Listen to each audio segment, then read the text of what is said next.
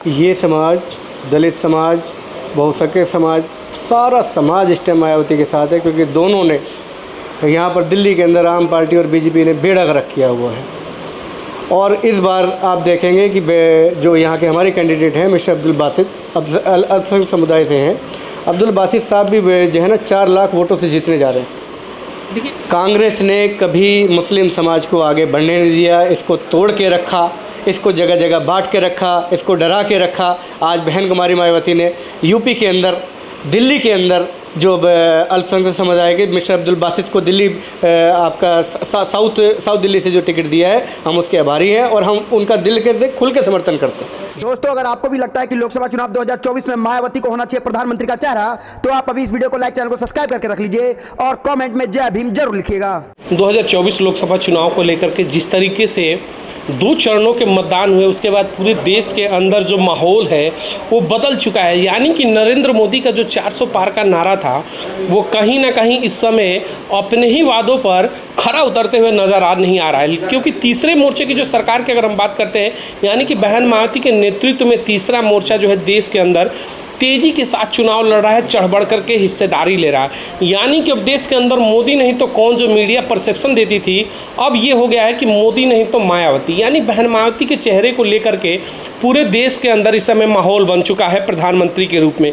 तो क्या वाकई में लगता है कि 75 वर्ष की आज़ादी के बाद पहला ऐसा मौका होगा कि दलित समाज की एक बेटी देश की प्रधानमंत्री के कुर्सी पर बैठेगी? तो चलिए सवालों का सिलसिला शुरू करते हैं। इस देश की सबसे बड़ी आबादी 22% अल्पसंख्यक समाज की, कहते हैं कि जिधर जाते हैं सत्ता उनकी आ जाती है। तो क्या ये समाज इस बार बहन मायावती को अपना आशीर्वाद दे रहा है क्या वोट के रूप में? चलिए शुरुआत करते हैं चर्चाओं को।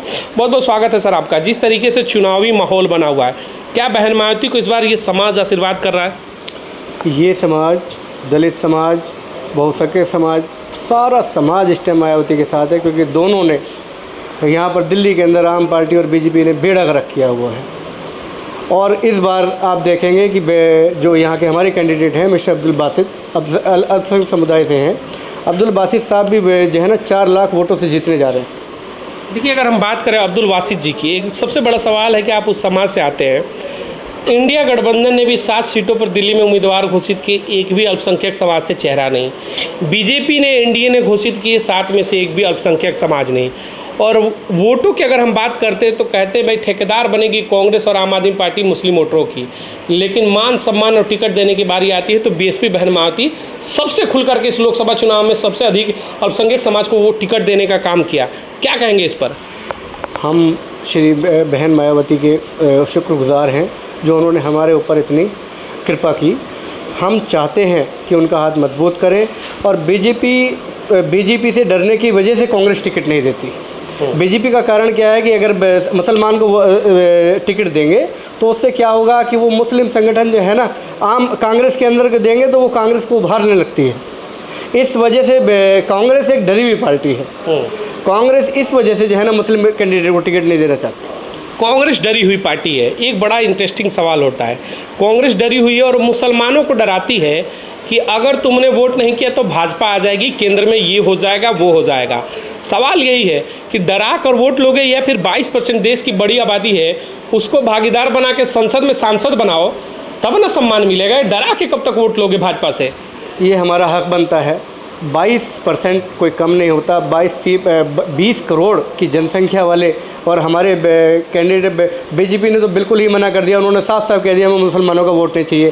कांग्रेस डर के जो है ना हमें कैंडिडेट नहीं दे रही, उसकी वजह से जो है ना अब मुसलमान जाएगा कहाँ? बहन कुमारी मायावती जी ने यूपी के अंदर भी जो है ना बहुत सांसद हमें उतारे हैं। पश्चिमी उत्तर प्रदेश में देखिए सबसे ज़्यादा मुस्लिम चेहरा बीएसपी ने दिया। जी बिल्कुल, यानी कि आपको भागीदारी बीएसपी दे रही है? जी बिल्कुल दे रही है, बीएसपी बिल्कुल दे रही है। ये समाज भी चाहिए कि कम से कम खुल करके बीएसपी के साथ आए। जी बिल्कुल आना चाहिए। मैं गुजारिश करूंगा कि मुसलमान समाज जो है ना सारा बीएसपी के साथ लगे, एक साथ एक हाथ से लगे। एक बड़ा सवाल है, देखिएगा उत्तर प्रदेश की हम बात करते हैं, पूर्वांचल की।